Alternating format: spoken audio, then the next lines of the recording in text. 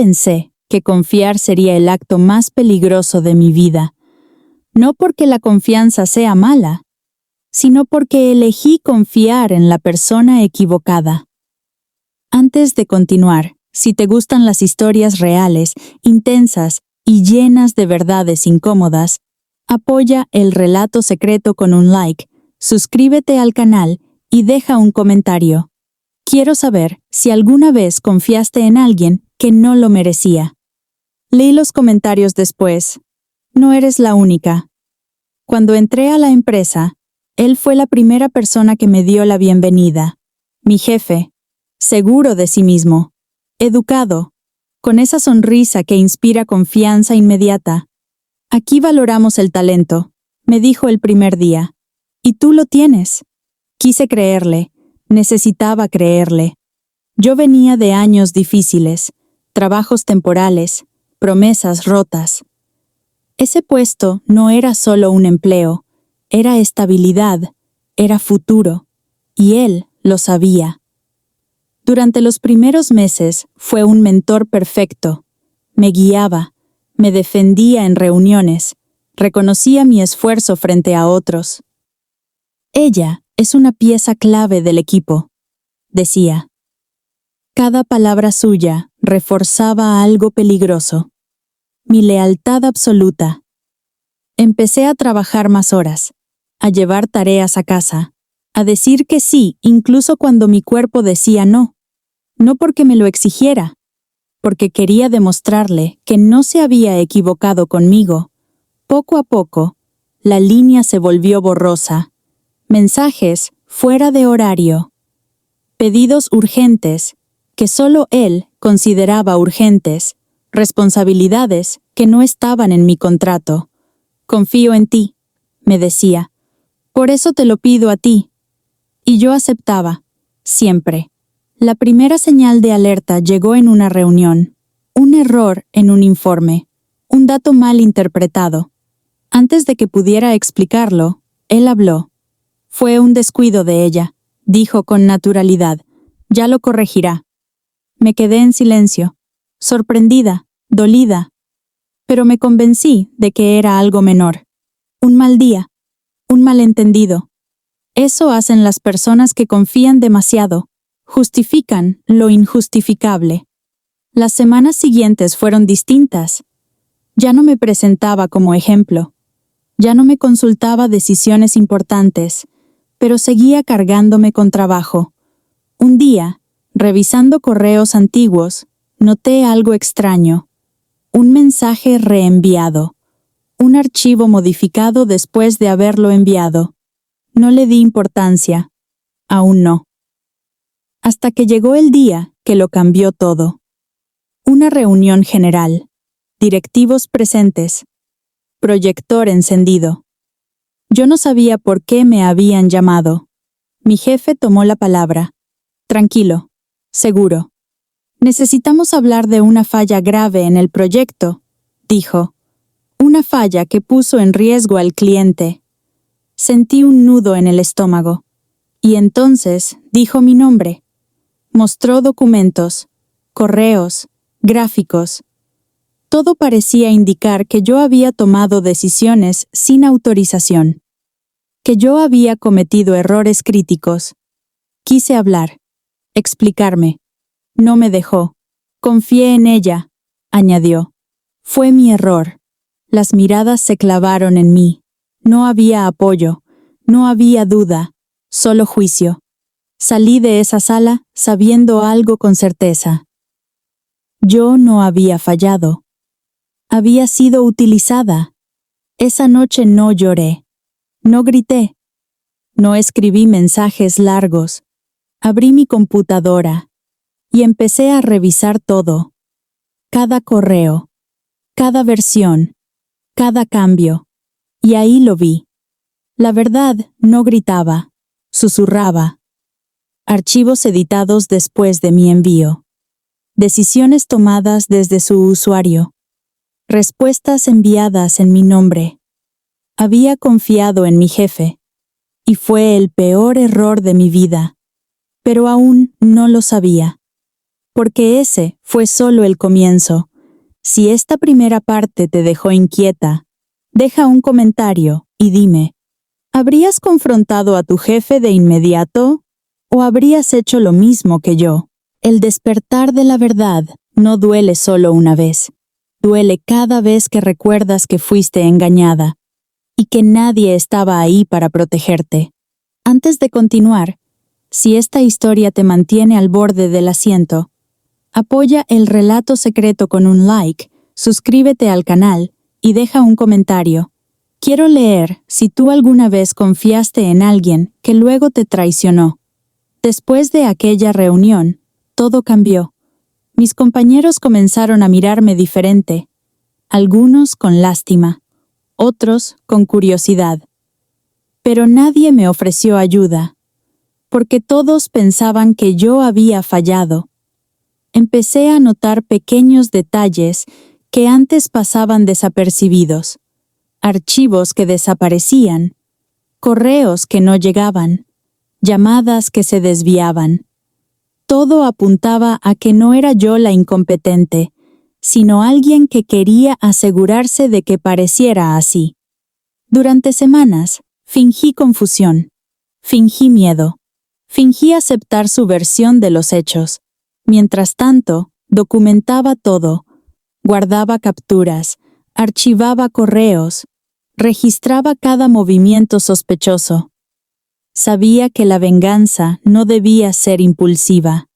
Debía ser silenciosa, precisa, devastadora. Y llegó el día que confirmaría mis peores sospechas. Una auditoría interna inesperada comenzó a revisar el proyecto que me habían culpado. El auditor revisó cada documento, cada envío, cada decisión. Lo que descubrió fue claro. Los errores no eran míos. No había sido negligencia. Era manipulación deliberada. Alguien había alterado mi trabajo para que pareciera incorrecto. Alguien que tenía acceso total a los archivos. Alguien en quien yo había confiado. Ese alguien era mi jefe. No sentí rabia inmediata. Sentí algo mucho más poderoso. Control. Porque ahora sabía todo lo que había pasado y cómo probarlo. Mientras la auditoría avanzaba, comencé a mover mis piezas en silencio. No hice comentarios. No confronté a nadie. Solo esperaba el momento perfecto. Ese momento llegó en una reunión clave. Mi jefe estaba presente, confiado como siempre. No sabía que yo había preparado una copia completa de cada archivo, cada correo y cada evidencia de sus manipulaciones.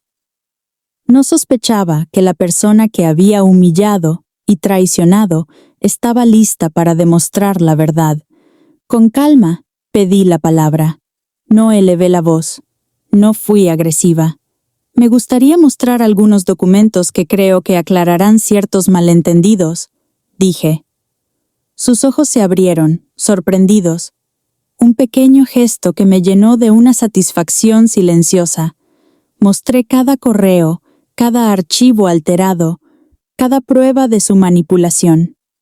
Cada evidencia estaba respaldada, con fechas, horarios y versiones originales. El silencio se apoderó de la sala. Todos miraban a mi jefe. El hombre que había proyectado seguridad y control ahora estaba acorralado. No había gritos. No había ataques directos. Solo la evidencia, clara y contundente. Cuando terminé, respiré profundo. No necesitaba aplausos. No necesitaba reconocimiento inmediato. La justicia había comenzado a desplegarse. Esa misma tarde, Recursos Humanos inició una investigación formal. Se revisaron todos los archivos y correos. Se entrevistó a testigos y compañeros. No había forma de escapar de la evidencia. Mi jefe intentó justificarse. Intentó desviar la atención. Pero todo caía por su propio peso. todo lo que había manipulado, alterado o falsificado, ahora estaba registrado y verificado. Al final del día, todo estaba listo para la resolución final. Yo no había perdido mi puesto. Mi reputación permanecía intacta. Y la verdad empezaba a emerger, lenta, pero segura. Pero la historia no termina ahí, porque cuando alguien traiciona tu confianza de esta manera, debes aprender que el silencio también es un arma, que no siempre es necesario gritar para que otros vean la verdad, que la paciencia es mucho más poderosa de lo que parece. Si esta parte te dejó con el corazón acelerado, deja un comentario ahora mismo y dime, ¿habrías enfrentado a tu jefe públicamente o habrías actuado con la misma paciencia que yo? El silencio se volvió mi aliado más poderoso, no porque fuera sumisa, sino porque entendí algo fundamental. La paciencia puede ser más devastadora que cualquier grito. Antes de continuar, si esta historia te está atrapando, apoya El Relato Secreto con un like, suscríbete al canal y deja un comentario. Quiero leer si tú también crees que la paciencia y la estrategia silenciosa pueden ser armas más poderosas que la confrontación directa. Después de la exposición de mis pruebas en la auditoría, la empresa quedó paralizada. Mi jefe ya no estaba en control. Sus palabras ya no tenían peso. Sus justificaciones no eran más que intentos desesperados de salvar su reputación. Pero lo más interesante fue cómo reaccionaron los demás. Algunos compañeros, que antes me ignoraban, comenzaron a acercarse. Otros, los que habían sido cómplices en la sombra, empezaron a alejarse, nerviosos. Yo permanecí tranquila. No celebré. No humillé. Solo observé. Durante días, recursos humanos y los auditores revisaron cada proyecto, cada correo, cada documento. Mi jefe intentaba presionar, negociar, mentir, pero cada intento caía por su propio peso. La verdad era implacable. En paralelo, yo había archivado copias de todo en un lugar seguro, no por miedo, sino por precaución, porque sabía que aquellos que traicionan no se detienen en la primera derrota. Siempre buscan oportunidades para revertir la historia. Llegó el día en que me llamaron a una reunión con la dirección completa. Yo entré sin miedo, con la cabeza en alto.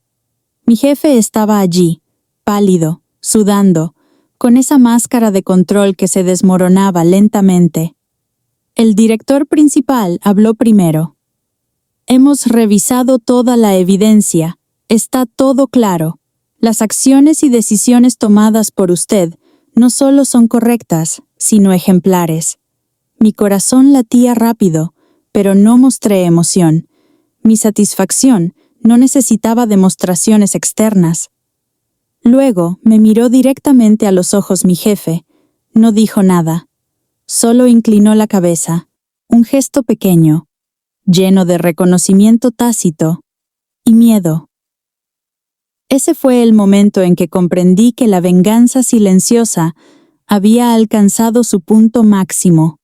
No había gritos, no había escándalos públicos, solo la verdad, revelada con paciencia, evidencia y estrategia. Durante semanas posteriores, la empresa reorganizó los equipos, separó a los responsables y me ofreció un ascenso formal, un contrato nuevo, con seguridad y reconocimiento completo. Yo acepté, pero con calma. No necesitaba celebrar. La victoria era silenciosa, y eso era suficiente. Poco a poco, las piezas de la traición de mi jefe comenzaron a aparecer. Emails eliminados, conversaciones manipuladas, decisiones falsificadas. Todo registrado, todo documentado. Me di cuenta entonces de algo crucial. Confiar no es malo, pero confiar en la persona equivocada puede ser devastador. Sin embargo, la manera en que reaccionas después de la traición define tu poder. Yo elegí no actuar por rabia. No levanté la voz. No humillé a nadie públicamente. Solo esperé, documenté, observé. Y al final, la verdad se impuso. Un día, después de meses de calma, encontré un correo anónimo en mi bandeja de entrada. Aprendí más de ti de lo que jamás imaginé. No había remitente. No era necesario. El mensaje decía lo que debía decir. El respeto no se exige, se gana, incluso después de la traición más profunda. Si esta historia te impactó, deja un comentario ahora mismo y dime, ¿creerías que el silencio puede ser la venganza más poderosa? ¿O habrías reaccionado de otra forma? Tell like, suscríbete a El Relato Secreto y recuerda, aquí no solo contamos historias. Las sentimos, las vivimos y las aprendemos. Su voz ya no me pertenecía. Marcos empezó a desaparecer de mi vista y a aparecer más en la de ella. Y sin darme cuenta, el escenario estaba listo. La confianza. La cercanía. La duda. El silencio. La traición no llegó como un golpe. Llegó como una conclusión lógica. Y yo, sin saberlo, estaba a punto de perderlo todo. Si quieres saber cómo se derrumbó mi matrimonio, cómo descubrí la verdad y por qué esta historia no terminó ahí, acompáñame. Porque lo que viene después no es dolor inmediato. Es algo mucho más peligroso, paciencia. No recuerdo el momento exacto en que dejé de sentirme esposo y empecé a sentirme un extraño dentro de mi propia casa. No fue una discusión concreta ni una confesión repentina. Fue algo más cruel, la certeza silenciosa de que ya no era necesario. Que mi presencia no sumaba ni restaba. Que todo podía continuar perfectamente, sin mí. Laura ya no discutía conmigo. Y eso, ahora lo sé, es peor que cualquier pelea. Las discusiones significan que aún importa algo. El silencio, en cambio, es el anuncio previo a una despedida. Yo hablaba, ella asentía. Yo proponía, ella decía vemos. Yo preguntaba, ella suspiraba. Cada gesto suyo parecía entrenado para cerrar puertas sin hacer ruido. Marcos seguía apareciendo, pero de una forma distinta. Ya no era tan visible. Ya no venía tanto cuando yo estaba. Era como si hubiera entendido que su trabajo estaba casi terminado y no necesitaba exponerse. A veces Laura mencionaba su nombre de forma casual, como quien menciona el clima. Otras veces lo hacía con una naturalidad que me dolía más que cualquier secreto. Hablé con Marcos hoy, decía. ¿Ah, sí? Respondía yo, fingiendo indiferencia. Sí, me ayudó a aclarar algunas cosas. Algunas cosas. Siempre esas palabras vagas que esconden conversaciones largas, íntimas, profundas. Conversaciones que yo ya no tenía con mi esposa. Una noche no pude más. La confronté. No con gritos, no con acusaciones directas. Solo con cansancio. ¿Hay alguien más? Pregunté. Laura me miró como si la hubiera insultado. Se levantó del sofá, caminó por la sala y dijo que no podía creer que pensara algo así. Que yo mismo estaba arruinando todo con mis inseguridades. Que Marcos también opinaba que yo necesitaba ayuda. Esa frase volvió a caer como un martillo. Marcos también opina. Ahí entendí que ya no éramos dos personas intentando salvar algo. Éramos tres y yo era el único que no tenía voto real. Empecé a observar más. No por celos, sino por supervivencia. Los horarios. Las excusas. Las sonrisas nuevas. Laura ya no compartía conmigo sus miedos, pero sí compartía con alguien más sus frustraciones. Yo era el problema. Marcos era la solución. Al menos en su narrativa. La verdad empezó a asomarse en detalles pequeños. Un mensaje que se cortaba al entrar a la habitación. Una llamada que se interrumpía de golpe. Un nombre guardado con un apodo extraño. No necesitaba pruebas completas. El patrón era claro. Pero aún así me negaba a aceptarlo. Parte de mí quería creer que todo tenía arreglo. Que solo atravesábamos una etapa difícil. Que 10 años no se borran así como así. Me aferré a esa idea como quien se aferra a una tabla en medio del naufragio, aunque ya esté empapada y a punto de hundirse. El día que Laura me pidió un tiempo, supe que había perdido. No lo dijo llorando. No lo dijo con rabia. Lo dijo con una serenidad que solo tiene quien ya tomó una decisión hace tiempo. Me explicó que necesitaba encontrarse, que no sabía si quería seguir casada, que yo merecía a alguien que no dudara. Fue un discurso tan pulido que parecía ensayado. No supe qué decir. No porque no tuviera palabras, sino porque entendí que no servían. Todo lo que yo dijera llegaría tarde. La batalla ya se había librado en conversaciones a las que nunca fui invitado. Empacó una maleta pequeña. Dijo que se quedaría con una amiga. No pregunté cuál. No quise saberlo. Marcos no apareció ese día. No hizo falta. Ya había hecho su parte. Nadie sabía qué decirle al hombre al que le robaron la vida sin violencia. Durante meses me sentí humillado. No solo por la traición, sino por la forma limpia, casi elegante, en que ocurrió. No hubo escándalos. No hubo villanos evidentes. Solo decisiones tomadas a mis espaldas y presentadas como inevitables. Ahí entendí algo fundamental. La peor traición no es la que te quita algo. Es la que te convence de que nunca te perteneció. Me mudé solo. A un lugar pequeño. Silencioso. Pasaba horas sin hablar con nadie. Pensando. Recordando. Reescribiendo mentalmente cada conversación, cada señal ignorada, cada vez que confié cuando no debía. No buscaba venganza. Todavía no. Buscaba entender. Pero mientras intentaba reconstruirme, una idea empezó a tomar forma, lenta, incómoda, persistente. No era odio. Era claridad. La certeza de que había sido desplazado no porque fuera insuficiente, sino porque alguien supo explotar mis virtudes como debilidades. Marcos no me había robado a mi esposa con fuerza. Me la había quitado usando mi confianza. Y esa verdad, aunque dolorosa, fue el primer paso hacia algo que ellos nunca vieron venir. Porque mientras ellos construían su nueva vida sobre las ruinas de la mía, yo estaba a punto de desaparecer, para empezar a convertirme en alguien que ya no podían controlar después de la firma final. Después de las últimas cajas vacías y las llaves devueltas, llegó algo peor que el dolor, el silencio absoluto. Nadie te prepara para eso. Todos hablan del divorcio, de la traición, de la ira. Nadie habla del día siguiente.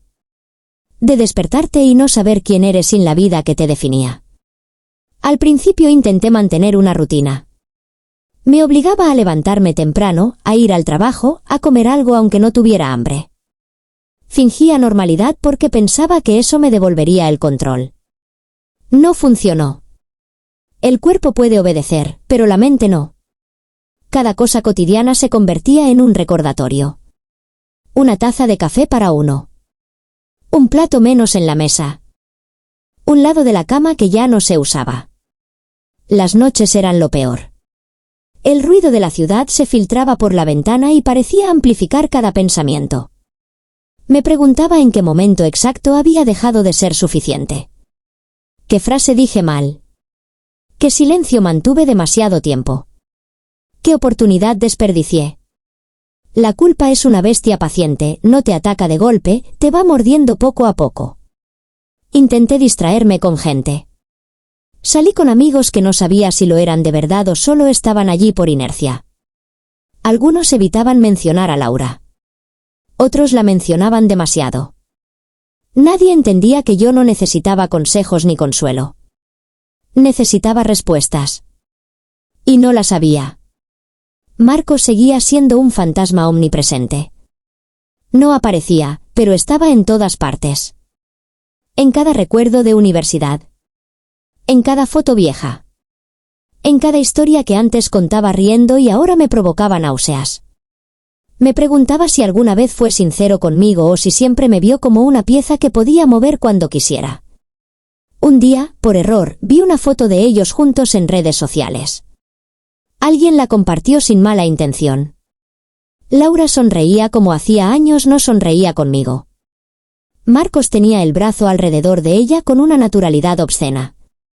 No parecían culpables. Parecían tranquilos. Felices, incluso. Esa imagen me hizo algo extraño. No fue rabia inmediata. Fue vacío. Un vacío tan profundo que, por primera vez desde que todo empezó, dejé de llorar. Entendí que ellos ya no pensaban en mí. Que yo era una historia cerrada. Un capítulo superado. Y eso me dejó sin excusas. Porque mientras yo seguía atrapado en el por qué, ellos estaban viviendo el y ahora qué. Y si algo tenía claro es que no iba a pasar el resto de mi vida siendo el daño colateral de la historia de otros. Tomé una decisión silenciosa, desaparecer. No de forma dramática. No que me puentes ni anuncié nada. Simplemente dejé de estar disponible. Cambié de número. Cerré mis redes. Renuncié al trabajo que me ataba a demasiados recuerdos. Vendí lo poco que tenía y me mudé a otra ciudad donde nadie conocía mi historia. Ese primer año fue brutal. No romántico, no inspirador. Brutal. Vivía en un departamento pequeño, casi vacío. Trabajaba más horas de las que debería. Comía mal. Dormía peor. Pero había algo nuevo, dirección. No sabía exactamente a dónde iba, pero sabía que no estaba retrocediendo. Empecé a aprender. No solo habilidades laborales, sino habilidades humanas. Aprendí a escuchar sin confiar ciegamente. A observar antes de hablar. A medir las palabras. A entender que la mayoría de las personas no traicionan por maldad, sino por conveniencia. Y que la conveniencia siempre gana cuando no hay consecuencias. El dolor se transformó. Ya no era una herida abierta. Era una cicatriz que dolía solo cuando la tocaba. Y yo dejé de tocarla todos los días. Con el tiempo, las cosas comenzaron a mejorar. No por suerte, sino por insistencia. Un proyecto llevó a otro. Un contacto abrió una puerta. Una decisión correcta compensó 10 errores pasados. Empecé a ganar dinero. A ganar respeto. A ganar algo que había perdido por completo, autoestima. Nunca hablé de Laura ni de Marcos.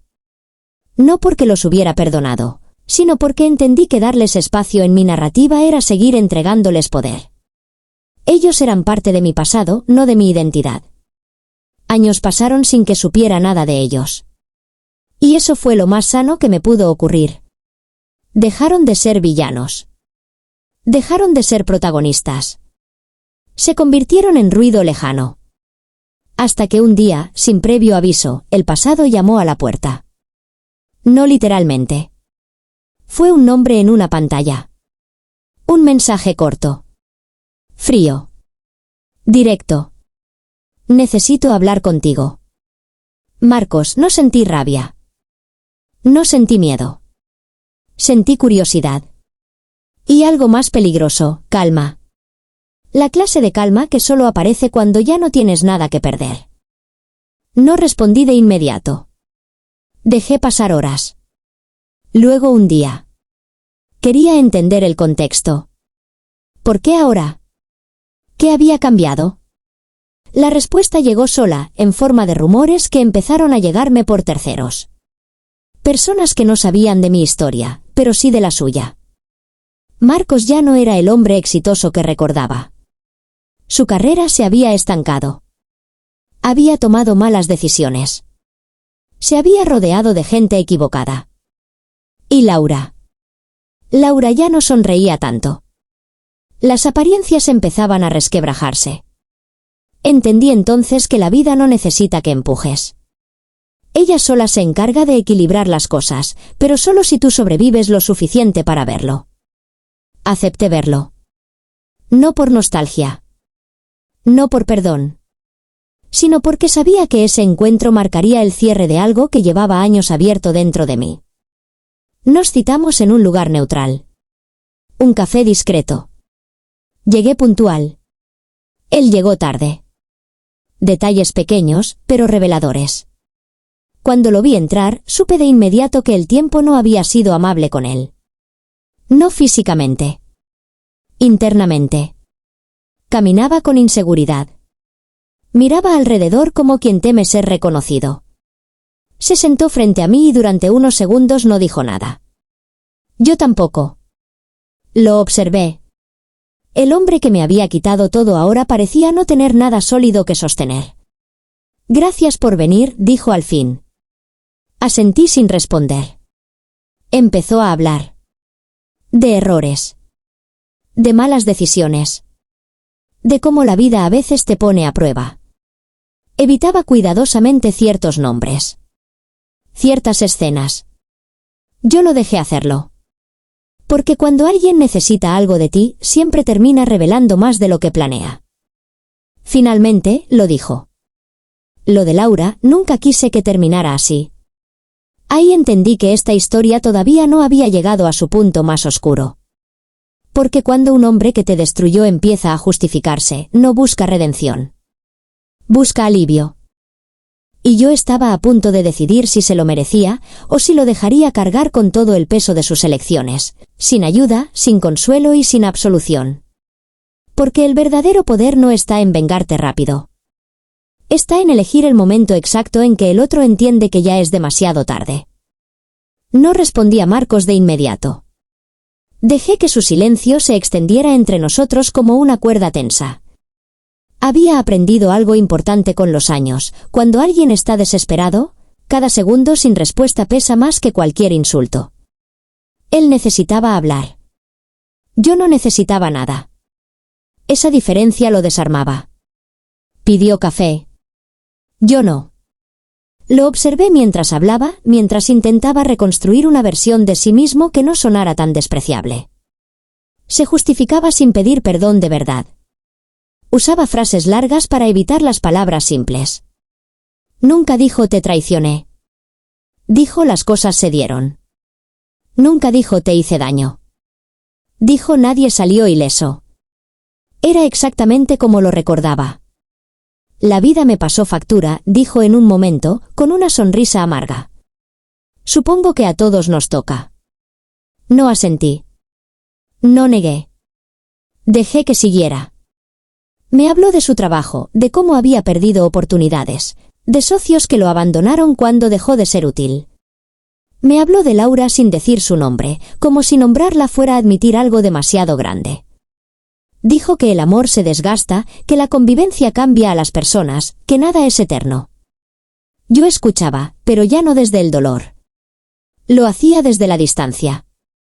Desde un lugar donde sus palabras no podían tocarme.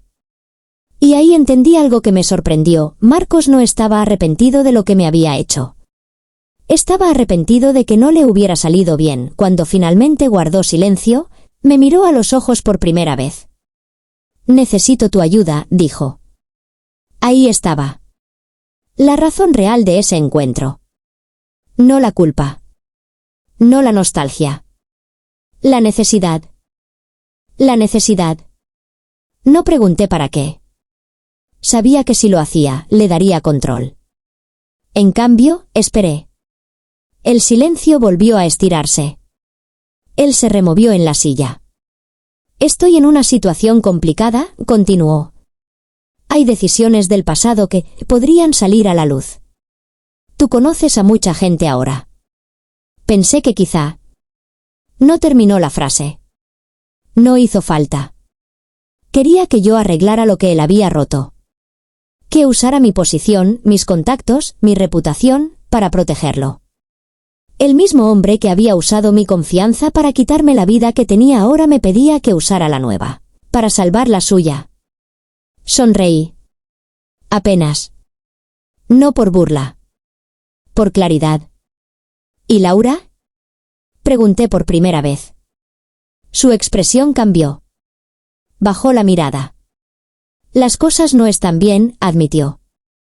Está distante. Cansada. Dice que ya no confía en mí como antes. Era casi poético. Laura ya no confiaba en él. La ironía era tan perfecta que me costó no reír. Ella también cree que necesito cerrar cosas contigo, añadió.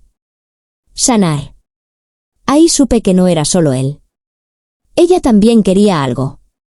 No perdón. Cierre. Limpieza emocional. Querían avanzar sin cargar con mi sombra.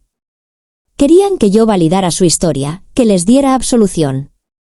Y yo entendí que ese era el verdadero final que buscaban. No se los di. Le dije que lo pensaría. Que necesitaba tiempo. Que no era una decisión fácil. Vi cómo se aferraba a esa mínima esperanza como un náufrago a un pedazo de madera. Nos despedimos sin abrazos. Sin promesas. Esa noche dormí profundamente por primera vez en años. No porque hubiera perdonado, sino porque había entendido algo esencial: yo ya no era la víctima. Ellos sí. Durante las semanas siguientes, Marcos me escribió varias veces. Mensajes educados. Luego más urgentes. Después, casi suplicantes. Yo respondía poco. Lo justo. Siempre ambiguo. Siempre calmado. Dejándolo vivir en la incertidumbre. Mientras tanto, hice lo único que tenía sentido, nada impulsivo. No lo expuse. No lo amenacé. No moví un solo hilo visible. Dejé que la presión viniera de donde siempre viene, de la vida misma. Sus problemas legales avanzaban. Su reputación se debilitaba. Personas que antes lo defendían empezaban a distanciarse. Laura, según supe después, ya no vivía con él. Un día recibí un mensaje distinto. No puedo más. Necesito verte. Acepté. Esta vez nos encontramos en un lugar más privado. Su aspecto había empeorado. Ojeras profundas. Manos inquietas. La seguridad había desaparecido por completo. Ya no era el hombre que se llevaba todo sin consecuencias. Perdóname, dijo apenas me senté. ¿De verdad? Fui un cobarde. Te fallé. Me fallé. No respondí enseguida. Lo dejé hablar. Lloró. No de forma teatral, sino rota. Me habló de noches sin dormir, de miedo, de cómo todo se le venía encima. Me dijo que sabía que no merecía ayuda, pero que no tenía a nadie más. Ahí entendí que el poder había cambiado de manos de forma definitiva. Te voy a ayudar, dije finalmente. Vi cómo se iluminaba su rostro por un segundo. Un segundo peligroso. Pero no como tú esperas. Le expliqué con calma que no intervendría para salvarlo. No movería contactos ni borraría rastros. No usaría mi posición para tapar errores ajenos. Lo único que haría sería decir la verdad cuando me preguntaran. Nada más.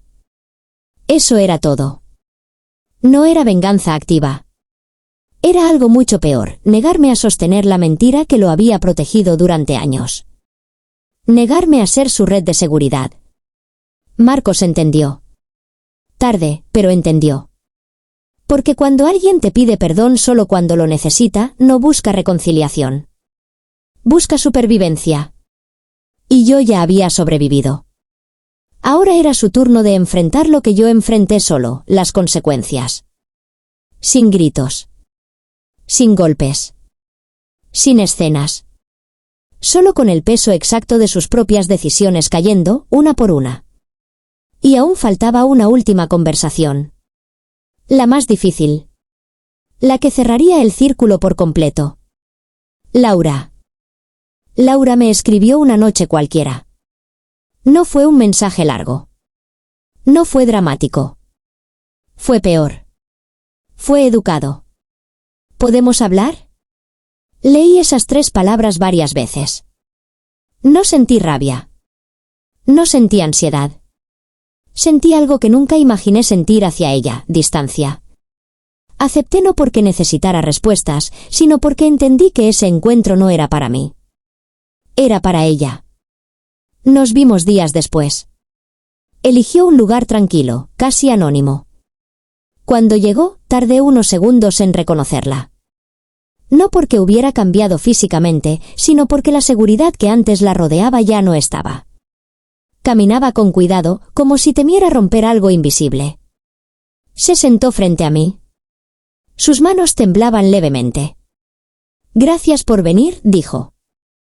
Asentí. No sonreí. No fruncí el ceño. Simplemente estaba allí. Durante unos segundos no habló. Respiró hondo, como quien ensaya una confesión demasiadas veces frente al espejo. No sé por dónde empezar, admitió. Han pasado tantos años. Empieza por donde quieras, respondí. Y lo hizo. Me habló de culpa. De noches sin dormir. De cómo pensó que el tiempo haría desaparecer lo que hizo. Me dijo que al principio creyó haber tomado la decisión correcta, que Marcos la entendía, que la hacía sentir viva. Me dijo que luego llegaron las dudas, las discusiones, el miedo constante a que todo se derrumbara. Nunca fue como pensé, dijo con la voz quebrada. Nunca fue tan simple. No la interrumpí. Porque entendí algo importante, Laura no estaba allí para pedirme perdón. Estaba allí para aliviarse. Él me dijo que hablaste con él, continuó. Que no lo ayudaste, pero tampoco lo atacaste. Asentí, eso fue lo que más me hizo pensar, confesó. Yo esperaba que lo destruyeras. Que te vengaras. Pero no lo hiciste. La miré por primera vez a los ojos. No lo hice porque ya no era necesario. Tragó saliva. Yo sí quiero pedirte perdón, dijo finalmente. No por haberme ido, sino por cómo lo hice. Por hacerte dudar de ti. Por permitir que alguien más ocupara un lugar que no le pertenecía. Ese fue el momento exacto en que vi algo romperse en ella. No era arrepentimiento teatral. Era aceptación tardía. ¿Sabes qué fue lo más doloroso? Le pregunté con calma. No perderte. Fue darme cuenta de que ambos necesitaron convertir mi confianza en un defecto para justificar lo que hicieron. Laura lloró. En silencio. Sin cubrirse el rostro. No intentó tocarme. No intentó explicarse más. Si pudiera volver atrás, empezó. La detuve levantando la mano. No puedes. No lo dije con crueldad. Lo dije como un hecho. Y tampoco necesitas hacerlo, añadí. Yo ya no vivo allí. Me miró confundida. ¿Entonces, me perdonas? Pensé la respuesta unos segundos. No porque fuera difícil, sino porque era importante decirla bien. Te perdono en el único sentido que importa, respondí. No cargo contigo. No hablo de ti. No te uso como excusa para nada. Pero eso no significa que borre lo que pasó. Asintió lentamente. Como si esa fuera la respuesta que temía y necesitaba. Marcos está cayendo, dijo en voz baja. Y esta vez no puedo ayudarlo. No tienes que hacerlo, contesté. Cada uno enfrenta lo que construye. Nos quedamos en silencio unos segundos más. Luego se levantó. Me agradeció. Se fue sin mirar atrás. Y ahí entendí que el círculo se había cerrado. No hubo gritos. No hubo venganza directa. No hubo triunfo evidente. Pero hubo algo mucho más definitivo, nadie volvió a tener poder sobre mí. Marcos perdió porque dependía de mí para sostener su mentira. Laura perdió porque entendió demasiado tarde el precio de la comodidad. Y yo gané porque aprendí que la mejor revancha no es hacer sufrir al otro. Es construir una vida donde ya no importa si sufre o no. Hoy vivo en paz. No perfecta. No idealizada. Real. Con límites claros. Con silencios honestos. Con una versión de mí que ya no entrega su confianza a quien no la merece. Y si estás escuchando esta historia y algo en tu interior se removió, no es casualidad. A veces no necesitas vengarte. Solo necesitas sobrevivir lo suficiente para ver cómo la verdad alcanza a todos, sin que tú muevas un solo dedo.